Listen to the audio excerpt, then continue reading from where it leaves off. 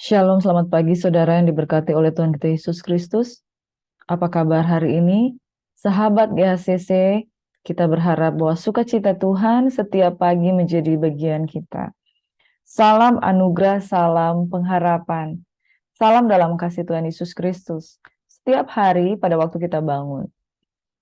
Ketika kita bersyukur, pengharapan itu Tuhan sediakan bagi setiap orang yang percaya kepada Tuhan. Sebab itu jangan kamu khawatir apa yang akan engkau makan, minum, atau pakai, sebab Tuhan adalah Allah yang menyediakan. Saudara, terima kasih masih mau bergabung lagi di channel ini. Mari sebelum kita masuk di dalam perenungan, kita akan berdoa. Mari kita satu di dalam doa. Bapa, kami bersyukur, kami meninggikan Engkau Tuhan yang hidup.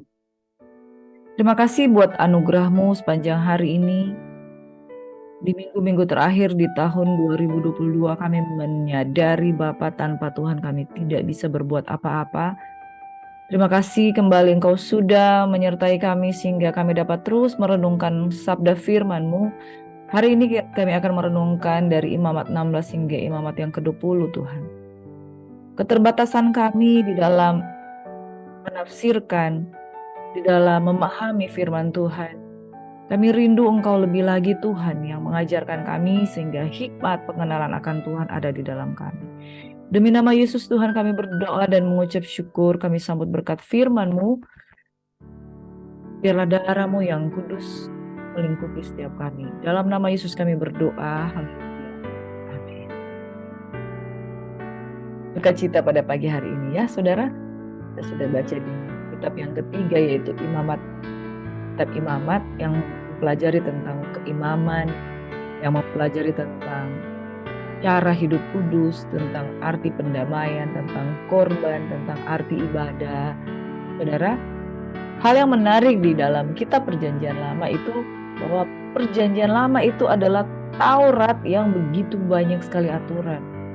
Dan orang gak suka untuk belajar sesuatu yang sepertinya terlalu banyak aturan. Aturan ini, aturan ini, aturan ini. Apalagi bagi kita kalau kita belum menerima Roh Kudus dalam diri kita. Tetapi berbeda orang yang menerima Roh Kudus, ketika kita sudah sungguh-sungguh percaya kepada Yesus. Ketika kita membaca firman Tuhan ini, kita mau membaca seperti kita mempelajari sesuatu. Dan apa yang kita pelajari itu memberikan makna di dalam diri kita. Bahwa setiap apa yang kita lakukan oleh karena penebusan darah Kristus itu menjadi nyata. Bahwa semua sudah digambarkan terlebih dahulu pada zaman Perjanjian Lama. Pada waktu bangsa Israel ada di padang gurun dalam perjalanan menuju ke tanah perjanjian. Hukum Taurat tidak memberatkan bagi kita yang hidup saat ini.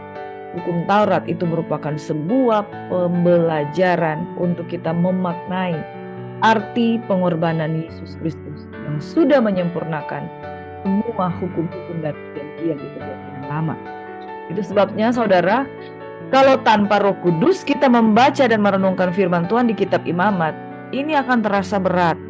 Banyak orang membaca Alkitab, dia sambil lalu saja dia melewatkan kitab Imamat. Tapi saya percaya orang yang dipenuhi dengan Roh Tuhan, orang yang dipenuhi dengan Roh Kudus, ketika dia membaca firman Tuhan, dia membayangkan pengorbanan Yesus Kristus di kayu salib itu, dia akan lebih menghargai pengorbanan Tuhan. Amin. Baiklah saudara, di Minggu 18 Desember pada hari ini Imamat 16 hingga Imamat yang ke-20 saya mencoba menghubungkan antara kitab Taurat dan Perjanjian Baru. Beberapa hal yang akan kita bahas di sini yaitu antara pelajaran tentang Imamat dan Perjanjian Baru, apakah masih ada hubungan atau tidak saudara. Tentunya dengan waktu yang terbatas ini kita hanya akan membahas beberapa poin saja, dan saya berdoa kalau kita yang sudah menerima Roh Kudus, tentunya Roh Kudus akan memberikan penerangan di dalam hati kita, bahkan dia akan menolong kita untuk memahami hal-hal yang tidak mampu kita pikirkan sendiri. Namun satu hal mendahului segala sesuatu, saya mau katakan bahwa Yesus menggenapi segala sesuatu. Dia tidak meniadakan, tetapi dia menyempurnakan. Khususnya dalam hal korban. Korban di perjanjian lama itu sudah dihapuskan dan digantikan dengan korban yang sempurna. Jadi garis bawahi, korban di perjanjian lama itu sudah dihapuskan dan diperbaharui dengan satu korban, satu kali untuk selama-lamanya. Jadi saudara tidak perlu memelihara kambing, domba, lembung, juga burung tekukur, burung merpati untuk mempersembahkan korban. No, saudara, karena korban itu sudah dipersembahkan satu kali untuk selama-lamanya dan sempurna. Ada dua korban di kitab perjanjian baru yang saya katakan, yaitu korban Yesus Kristus yang menyempurnakan. Namun yang kedua, korban sehari-hari itu tidak dihapuskan. Korban sehari-hari tidak dihapuskan, yaitu apa? Persembahkan tubuhmu sebagai persembahan yang hidup, yang kudus, dan yang berkenan. Itu adalah ibadahmu yang sejati. Sebab korban Yesus Kristus adalah korban keselamatan, korban penebus dosa, korban penebus salah. Tetapi korban diri kita sebagai persembahan yang hidup itu menandakan ibadah. Dan firman Tuhan katakan ibadah tidak pernah dihapuskan. Di kitab perjanjian lama, ibadah itu harus diadakan setiap hari. Bahkan firman Tuhan katakan renungkan Taurat Tuhan itu siang dan malam. Jadi tidak pernah dihapuskan ibadah. Tidak pernah korban untuk ibadah itu dihapuskan. Baik itu korban sajian, baik itu korban ucapan syukur, itu senantiasa harus kita pelihara di dalam ibadat. Dengan wujudnya adalah tubuh manusia yang hidup dipersembahkan kepada Tuhan. Itu adalah ibadah. Saudara, ringkasan dari Imamat 16 hingga Imamat yang ke-20 itu pertama, yaitu adalah pendamaian. Berbicara tentang hari pendamaian, Tuhan kembali mengulang tentang fungsi dari imam, bagaimana jangan sampai imam itu tidak menghargai kekudusan Tuhan, jangan seperti Nadab dan Abihu. Jadi seorang imam itu harus menjaga kekudusan. Sekali lagi, imam besar sudah digantikan oleh korban Yesus Kristus, tetapi ibadah itu, ibadah yang mengandung janji itu harus terus dilakukan oleh orang-orang yang sudah ditebus oleh darah Kristus. Saudara, Tuhan memberikan penjelasan tentang hukum kesucian di kitab Imamat 16 hingga kitab Imamat yang ke-20. Bagaimana tempat yang untuk menyembelih korban itu harus seperti apa, itu dijelaskan di pasal 17 ayat 1 hingga 19, dan tentang hal mempersembahkan korban. Juga diulang tentang larangan untuk makan darah atau bangkai. Saudara, apakah orang percaya masih dilarang untuk makan bangkai? Kita akan bahas sebentar. Yang selanjutnya, kudusnya perkawinan, ayat 18, pasal 18 ayat 1 hingga ayat yang ke-30. Bahkan di kitab perjanjian baru, firman Tuhan mengatakan bahwa jangan engkau menajiskan tempat tidur. Jadi perkawinan itu adalah kudus. Saudara, di kitab Imamat Tuhan memberikan penjelasan perkawinan adalah kudus. Bukan berarti ketika Taurat Tuhan itu sudah digenapi dalam Yesus. Jadi di kitab perjanjian baru kita sudah nggak lagi menjaga kekudusan perkawinan karena dosa kita telah ditebus Yesus Kristus. Tidak, saudara, salah. Tuhan tidak meniadakan hukum-hukum yang dia lakukan, dia tetapkan di kitab perjanjian lama. Tetapi Tuhan Yesus menggenapkannya. Dan di dalam pasal 19 itu Tuhan berbicara tentang kudusnya hidup. Ada banyak hal, nanti kita akan bahas sedikit-sedikit saja sebentar. Lalu di pasal yang ke-20, kudusnya umat Tuhan. Jadi berbicara soal kekudusan, Tuhan tidak meniadakan Taurat Tuhan, aturan-aturan tentang kekudusan. Tuhan meniadakan itu korban. Korban yang berulang-ulang kali dipersembahkan. Menjadi satu korban, satu kali untuk selama-lamanya. Jadi jelas, saudara, ya. Hukum Taurat itu digenapi dengan Yesus Kristus dan Tuhan menyempurnakan hukum Taurat itu. Saya akan memberikan penjelasan di waktu ke depan. Apakah hubungan antara hukum Taurat dengan Yesus? Apakah hubungan hukum Taurat, kitab Taurat dengan perjanjian baru yang disempurnakan dalam Yesus? Apakah Tuhan menghapuskan aturan-aturan di hukum Taurat? Apakah Tuhan meniadakan aturan-aturan di hukum Taurat? Ataukah Tuhan menyempurnakan? Di dalam Imamat 16 dikatakan, hari itu harus menjadi Sabat, hari perhentian penuh bagimu, dan kamu harus merendahkan diri dengan berpuasa. Itulah ketetapan untuk selama-lamanya. Pendamaian harus diadakan oleh imam yang telah diurapi dan telah ditahbiskan untuk memegang jabatan imam menggantikan ayahnya. Jadi keimaman Lewi itu turun-temurun. Ia harus mengenakan pakaian lenan, yaitu pakaian kudus. Nah, ini yang saya katakan bahwa kok imam ini sudah dihapuskan menjadi satu imam, yaitu Yesus Kristus Tuhan. Ia harus mengadakan pendamaian bagi tempat maha kudus, bagi kemah pertemuan itu dan bagi mesbah. Juga para imam dan bagi seluruh bangsa ini, yaitu jemaat. Jadi tidak ada lagi imam yang seperti yang dijelaskan di sini karena sudah disempurnakan lewat Yesus Kristus. Dan ketika tirai bait suci terbelah dua pada Yesus mati di kayu salib, itu kita tidak ada batasan lagi, kita bisa menyebut dia Aba ya Bapa. Demikianlah perbedaan antara kitab Taurat dengan perjanjian baru, yaitu kesempurnaan kurban. Kesempurnaan kurban hanya di dalam Yesus. Itulah yang harus menjadi ketetapan umum untuk selama-lamanya, supaya sekali setahun diadakan pendamaian. Jadi pada waktu zaman perjanjian lama, pada waktu zaman hukum Taurat, pendamaian itu sekali setahun, saudara. Tidak seperti sekarang ini.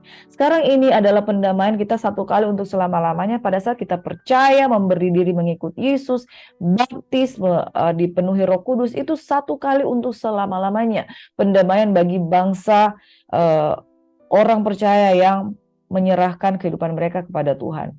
Dan pada zaman perjanjian lama itu satu kali setahun itu diadakan pendamaian. Maka Harun melakukan seperti yang diperintahkan Tuhan kepada Musa. Karena korban mereka tidak sempurna, jadi mereka harus mempersembahkan setiap tahun.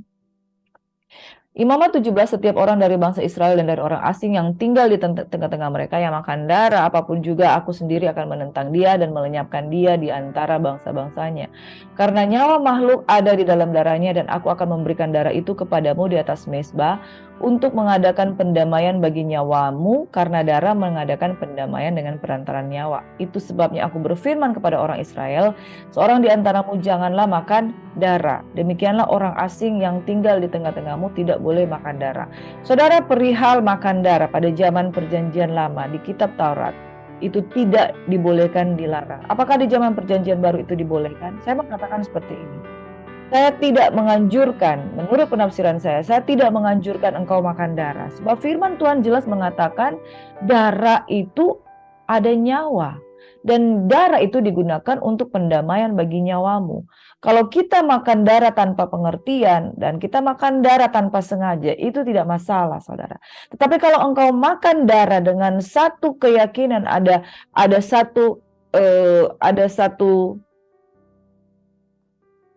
filosofi yang engkau pikir di dalam dirimu tentang darah makannya, saya tidak menganjurkan engkau makan darah. Bahkan untuk makanan yang ditaruh dengan darah, saya tidak menganjurkan. Yang pertama, Tuhan memerintahkan jangan makan darah karena di darah itu ada nyawa.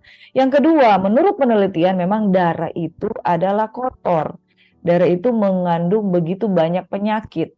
Dan satu hal, saudara, sampai hari ini, kalau saudara-saudara boleh tahu, ada orang-orang yang tidak mengenal Tuhan, mereka mengadakan perjamuan darah. Ada orang-orang yang tidak mengenal Tuhan, masih ada bahkan pemuja-pemuja setan, pemuja-pemuja Lucifer menggunakan darah. Ada kesaksian mengatakan mereka menggunakan darah untuk mengikat perjanjian dengan darah itu, dan mereka melakukan perjanjian bersama dengan kaum Lucifer. Saudara, jangan makan darah, karena itu pun tidak ada gunanya, itu pun tidak ada manfaatnya. Kalau saudara berkatakan saya makan darah dan berdoa dalam nama Yesus, saya tebus darah itu, saya tidak membawa penyakit. Oke, silakan. Dengan doa segala sesuatu dikuduskan, tapi saya tidak menghimbau itu menjadi sebuah konsumsi. Yang pertama, Tuhan tidak menghendaki karena darah itu berbicara soal perjanjian antara nyawa dengan nyawa. Kalau engkau melakukan tanpa pengertian, engkau berdoa, engkau menguduskan, engkau mohon ampun, itu tidak masalah, saudara. Tetapi kalau darah itu dinikmati sebagai satu konsumsi, yang pertama, apakah gunanya? Kalau engkau tidak sengaja makan darah itu tidak masalah. Karena Tuhan menguduskan segala sesuatu. Yang haram itu pun dikuduskan. Tetapi tidak perlu mengkonsumsi. Apakah gunanya bagimu? Segala sesuatu berguna, segala sesuatu baik, tapi bukan segala sesuatu berguna. Kalau itu tidak berguna, untuk apa? Rokok, saudara. Rokok tidak dijelaskan di Alkitab secara rinci. Jangan engkau merokok, dilarang merokok. Memang tidak ada di Alkitab. Tapi saya mau katakan, segala sesuatu baik, tetapi bukan segala sesuatu berguna.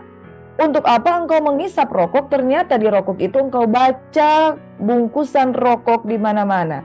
Tidak ada bungkusan rokok itu yang tidak mencantumkan di situ. Hati-hati dengan bahaya kanker. Mereka mencantumkan gambar leher yang ada lubangnya dan mengatakan ini risiko kamu sendiri kalau mau menikmatinya. Saudara, tidak ada tercatat di Alkitab dilarang merokok. Tetapi bukan segala sesuatu itu berguna. Kalau itu tidak berguna, untuk apa engkau mengkonsumsinya? Bahkan firman Tuhan katakan, tubuhmu adalah bait Roh Kudus.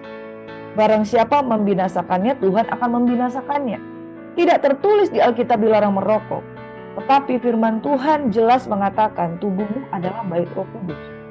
Kalau engkau mau tanya di mana ada tulisan dilarang merokok, di pompa bensin ada tulisan dilarang merokok. Sedangkan di pompa bensin engkau tidak diterima, apalagi di surga. Saudara, perihal makan darah saya tidak menganjurkan. Karena sampai hari ini ada orang-orang yang masih menyembah berhala menggunakan darah sebagai pendamaian mereka dengan tujuan untuk apa? Karena menjadi sama dengan mereka. Firman Tuhan katakan, kejijikan bagi bangsa Mesir itu jangan menjadi kejijikan juga di bangsa orang percaya. Bangsa pilihan itu harus dibedakan dari bangsa yang lain. Itu kita dikuduskan, saudara. Kalau hari ini engkau masih makan darah hanya untuk konsumsi, untuk makan minum, sebaiknya hentikan. Kenapa? Tidak berguna dan tidak bermanfaat untuk kesehatan, dan Tuhan melarang itu. Kenapa Tuhan melarang itu? Bagi kita yang memiliki Roh Kudus, tidak mempermasalahkan larangan-larangan Tuhan. Kalau engkau masih mengkonsumsi darah pada hari ini, tidak mengapa, minta ampun dengan darah Yesus, Tuhan kuduskan. Tetapi itu tidak berguna. Dan sampai hari ini, saudara-saudara ketahui, masih banyak orang-orang yang menyembah berhala, mengkonsumsi darah. Karena darah itu berbicara apa? Nyawa. Tuhan sendiri yang mengatakannya. Jadi stop makan yang mengkonsumsi ada darahnya. Karena ada banyak budaya-budaya yang masih menaruh darah di makanan mereka dengan sebuah kepercayaan. Di pedalaman-pedalaman ada agama-agama, ya, budaya-budaya yang masih mempertahankan makan darah hanya karena ada sebuah kepercayaan. Hati-hati, saudara. Ketika kita menguduskan tubuh kita, kita benar-benar kudus. Tapi jangan sampai kita menyerap kepercayaan budaya-budaya yang masih membolehkan hal-hal tersebut. Matius Imamat 18, jangan kamu berbuat seperti yang diperbuat di tanah Mesir di mana kamu diam dahulu. Janganlah kamu berbuat seperti yang diperbuat di tanah Kanaan di mana aku membawa kamu. Jangan kamu hidup menurut kebiasaan mereka. Kamu harus lakukan peraturanku dan harus berpegang pada ketetapanku dengan hidup menurut semuanya itu. Akulah Tuhan Allahmu. Sesungguhnya kamu harus berpegang kepada ketetapanku dan peraturanku, dan yang melakukannya akan hidup karenanya. Saudara, jangan termakan dengan kebiasaan dan budaya-budaya, ya. Agama-agama suku itu menerapkan kebudayaan-kebudayaan tertentu, harus makan ini, harus makan ini, harus makan itu. Jangan hidup menurut ketetapan dan peraturan-peraturan yang seperti agama-agama suku dan budaya. Imamat 19, janganlah kamu berlaku curang dalam peradilan, jangan kamu membela orang kecil yang tidak sewajarnya, jangan kau terpengaruh dengan orang-orang besar, tapi engkau harus mengadili orang sesamamu dengan kebenaran. Jangan engkau pergi kian kemari menyebarkan fitnah atau hoax di antara orang-orang sebangsamu. Jadi hoax itu gosip dari dulu sudah dilarang, saudara, ya. Jadi jangan mulut ember ke sana kemari memberitakan yang tidak benar. Jangan engkau mengancam hidup sesamamu manusia. Akulah Tuhan. Janganlah engkau membenci saudaramu di dalam hatimu, tetapi engkau harus berterus terang menegur orang sesamamu, dan jangan engkau mendatangkan dosa kepada dirimu sendiri dengan dia. Dan membenci saudaramu. Amin. Apakah hukum ini dihilangkan di hukum Taurat? Tidak. Sampai sekarang tidak. Kita tidak boleh membenci, tetapi dengan terus terang menyampaikan kebenaran, saling menegur. Ayat 18, jangan engkau menuntut balas, jangan menaruh dendam terhadap orang sesamamu, sebangsamu, melainkan kasihi sesamamu seperti dirimu sendiri.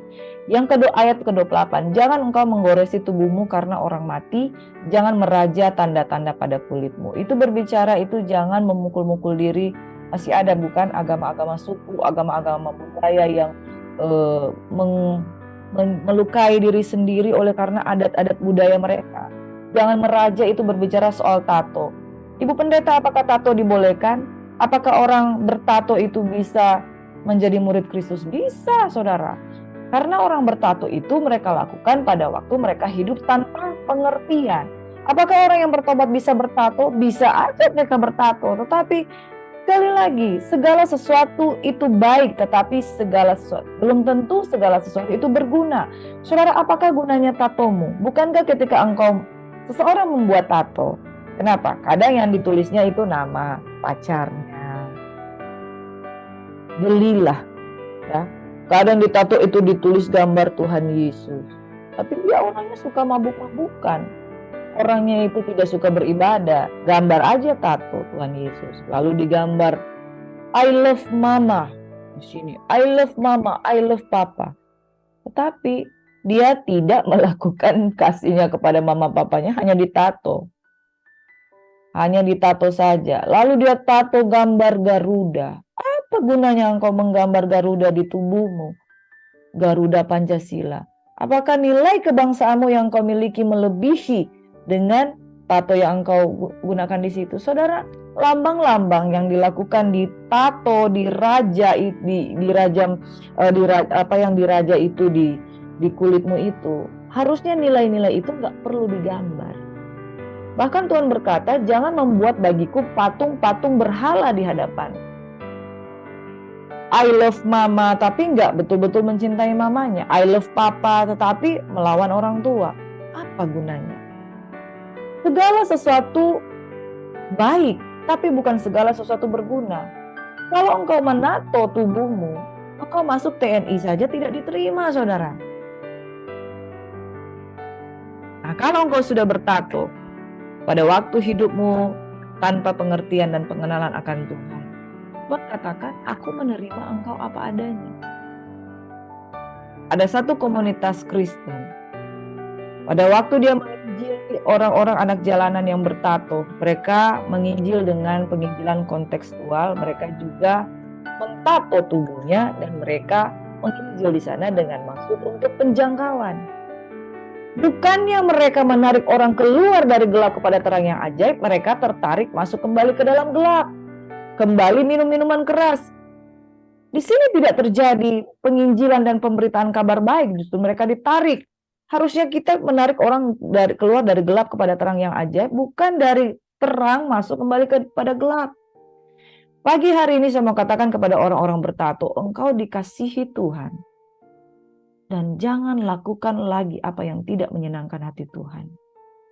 Kalau engkau merenungkan kitab Taurat Tuhan itu siang dan malam, itu jauh lebih bermanfaat daripada engkau menggoresi tubuhmu dengan ayat-ayat Alkitab. Ada satu orang polisi yang saya kenal, waktu ketika dia membuat status di Facebooknya, dia pajang tubuhnya yang menunjukkan sebagian dari tubuhnya, ayat firman Tuhan dari kitab Yesaya kalau tidak salah. Ayat itu dilakukan, bukan ditato di tubuh. Amin. Dia seorang lulusan polisi. Dia jadi polisi sekarang. Saudara, waktu baru mau masuk polisi, tidak boleh ada hal-hal seperti itu. Tidak boleh ada tato. Begitu mereka sudah masuk, mereka mulai menulis. Dengan pikiran, saya kan nggak mungkin dikeluarkan kan dari kepolisian. Saya tidak mungkin dikeluarkan. Memang betul. Memang betul. Tapi engkau bisa saja dikeluarkan karena sudah menaruh gambar-gambar itu. Dan banyak sekali mereka melakukan tato-tato. Tapi saya mau katakan, untuk apa? Kalau itu hal yang baik, sebaiknya engkau menunjukkan teladan kepada anakmu. Tidak ada seorang tua yang normal. Ketika dia bertato, dia mengajarkan, nak bertato ya. Kalau ada itu dia belum bertobat biasanya. Jangan, saudara. Di TNI tidak diterima. Di kerajaan surga engkau diterima kalau engkau sungguh-sungguh bertobat. Tapi kalau engkau sudah bertobat, engkau masih lagi melakukan hal-hal yang seolah-olah engkau tidak mengenal. Taruh kitab Taurat itu di pikiran dan hatimu. Renungkan Taurat itu siang dan malam. Gak perlu kau mentato tubuhmu dengan ayat-ayat Alkitab.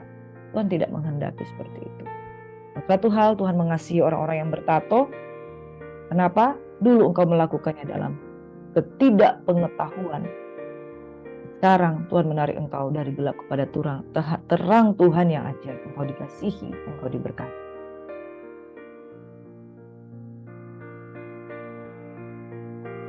Janganlah engkau merusak kesucian anakmu perempuan dengan menjadikan dia perempuan sundal, supaya negeri itu jangan melakukan persundalan sehingga negeri itu penuh dengan perbuatan mesum. Kamu harus memelihara hari-hari Sabat, menghormati tempat kudusku. Jangan kamu berpaling kepada arwah, kepada roh-roh peramal. Jangan kamu mencari mereka dan dengan demikian menjadi najis karena mereka. Tony Daud pernah bersaksi tentang bagaimana hal-hal dengan kenajisan, pemberhalaan roh-roh peramal. Jadi jangan saudara, sejak dulu dicatat. Jangan percaya zodiak-zodiak, jangan terlalu percaya dengan zodiak-zodiak yang kamu akan begini, kamu akan berkutat dengan situ. Tapi kamu harus percaya firman yang memberikan engkau masa depan yang penuh dengan harapan. Jangan percaya pada arwah-arwah, bertanya kepada roh-roh orang mati.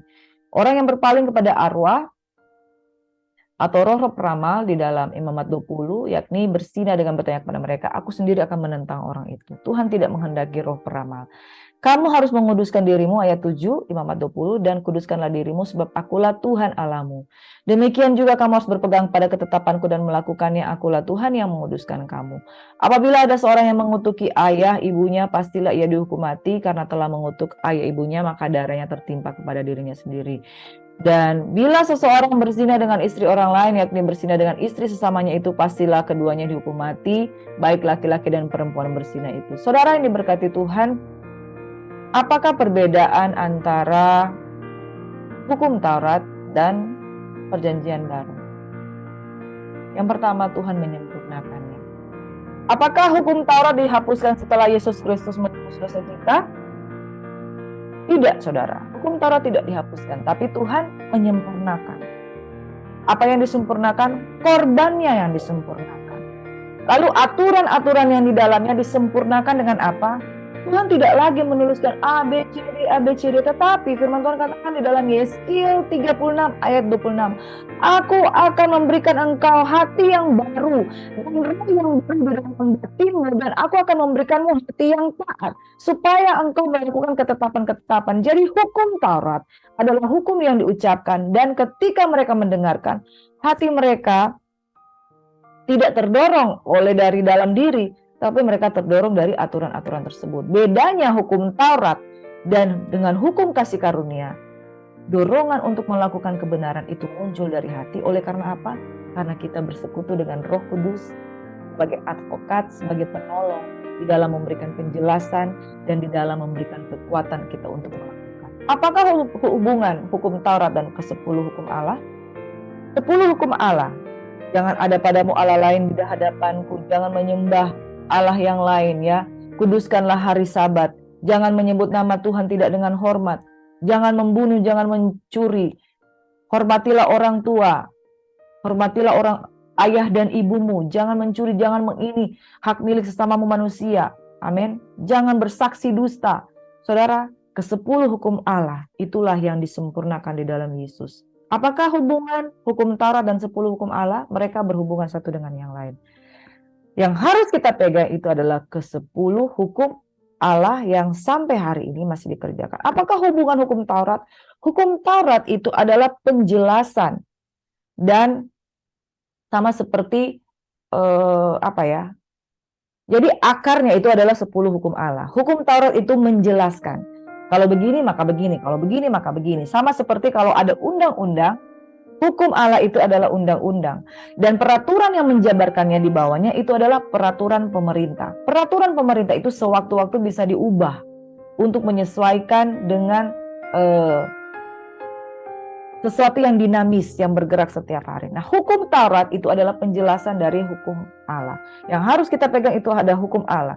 Dan hukum Taurat itu sebenarnya itu adalah perjanjian yang lama. Tetapi disempurnakan oleh Kristus Yesus lewat apa? Tuhan bicara di hati. Tuhan berbicara lewat firman-Nya. Tuhan berbicara lewat Roh-Nya yang kudus.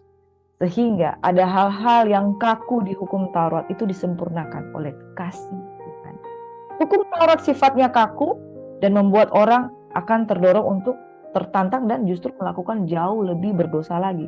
Tetapi hukum kasih karunia menyejukkan dan membuat kita melakukan sesuai keinginan Tuhan. Karena sifatnya mengubah dari dalam.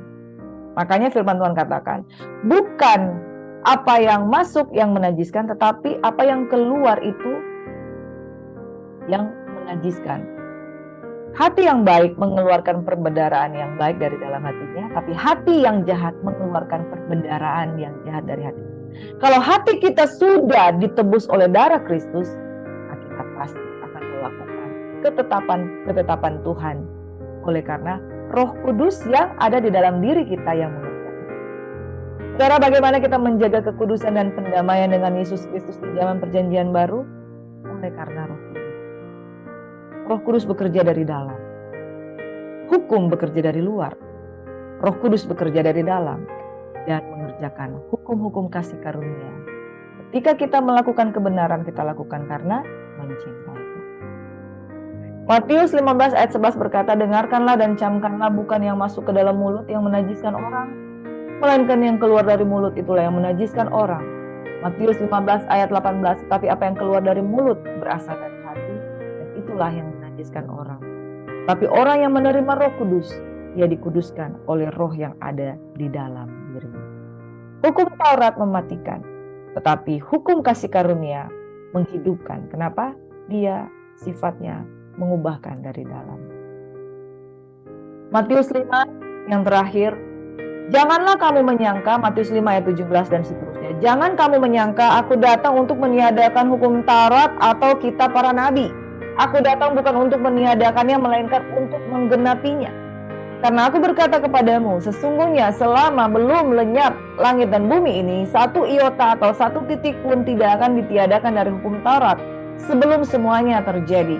Karena itu siapa yang meniadakan salah satu perintah hukum Taurat sekalipun yang paling kecil dan mengajarkannya demikian kepada orang lain, ia akan menduduki tempat yang paling rendah di dalam kerajaan surga.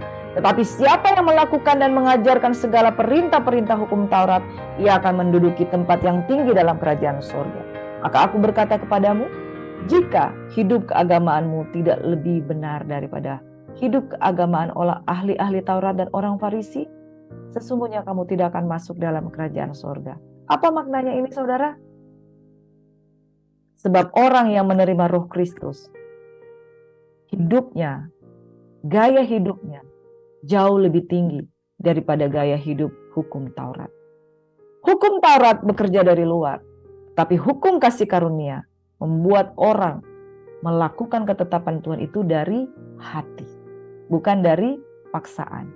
Bahkan nilai kekudusan yang diajarkan oleh hukum kasih karunia di dalam Yesus Kristus itu jauh lebih tinggi nilainya. Kalau dulu dikatakan jangan berzina, tetapi oleh karena Roh Kristus di dalam diri kita, yang kita kerjakan buah-buah roh, memandang saja perempuan dan mengingininya, itu dikatakan berzina. Artinya apa? Hukum Tuhan, hukum kasih karunia ada dalam Yesus membuat kita melakukan kebenaran yang jauh lebih tinggi nilainya daripada sekedar hukum Taurat yang melarang dari luar tapi tidak mengubahkan hati. Yang terakhir, saudara, saya akan baca secara cepat ayat 21. Kamu telah mendengar yang difirmankan kepada nenek moyang kita, jangan membunuh. Siapa yang membunuh harus dihukum. Tapi Kristus berkata, ini perkataan kalau di Alkitab itu kalau ada tulisan yang diwarnai merah di dalam bahasa Inggris, itu perkataan langsung dari Tuhan Yesus. Tapi aku berkata padamu, setiap orang yang marah terhadap saudaranya harus dihukum.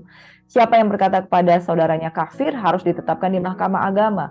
Sebab itu jangan kau mempersembahkan persembahanmu di atas mezbah, lalu engkau teringat sesuatu yang ada dalam hati saudaramu terhadap engkau, tinggalkan persembahanmu di depan mezbah, pergilah berdamai dahulu. Jadi kalau dulu orang membenci saja, marah kepada saudaranya harus dihukum mati. Tapi ini kalau hati kita saja menyimpan kebencian, Tuhan tidak berkenan pada persembahanmu. Tinggalkan, berdamai, maka engkau dapat mempersembahkan. Ayat yang ke-26, engkau tidak akan keluar di sana sebelum engkau membayar hutangmu sampai lunas. Jadi nilai kekristenan itu jauh lebih tinggi dari hukum Taurat. Kenapa? Hati yang diubahkan. Ayat 27, kamu telah mendengar firman, jangan berzina. Tapi aku berkata kepadamu, setiap orang yang memandang perempuan serta menginginkannya sudah berzina dengan dia dalam hatinya. Pada zaman perjanjian Taurat, orang yang berzina, kedapatan berzina itu dilempar batu.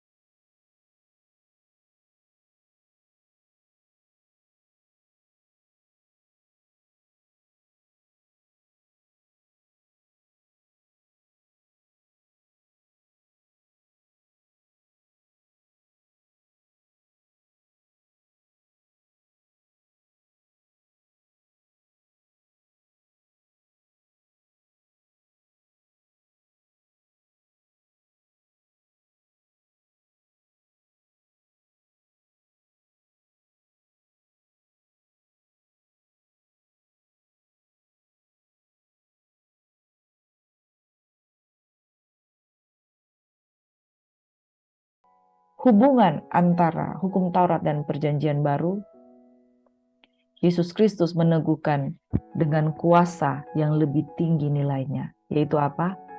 Ketika kita mendengarkan perintah-perintah Tuhan, dorongan kasih oleh kuasa darah anak domba Allah Yesus Kristus yang memampukan kita. Jadi kita tidak berkata, Tuhan aku nggak mampu. Roh Kudus itu memampukan, sangat memampukan. Tuhan membuat perbedaan antara orang yang mengenal Tuhan dan tidak mengenal Tuhan. Dan hari ini pada waktu engkau mendengarkan sabda firman Tuhan, cintailah Tuhanmu, karena roh yang dia berikan di dalam diri kita adalah roh yang membela. Mari kita satu di dalam. Bapa, kami bersyukur, kami membuat diri kami itu lebih lagi dikenal oleh Tuhan pada saat kami tinggal diam di dalam hadirat-Mu. Kami bersyukur oleh firman Tuhan yang sudah Engkau ajarkan di dalam kehidupan. Kami belajar tentang Imamat 16 hingga Imamat yang ke-20. Tidak ada satupun firman-Mu yang tidak bermanfaat, semuanya bermanfaat.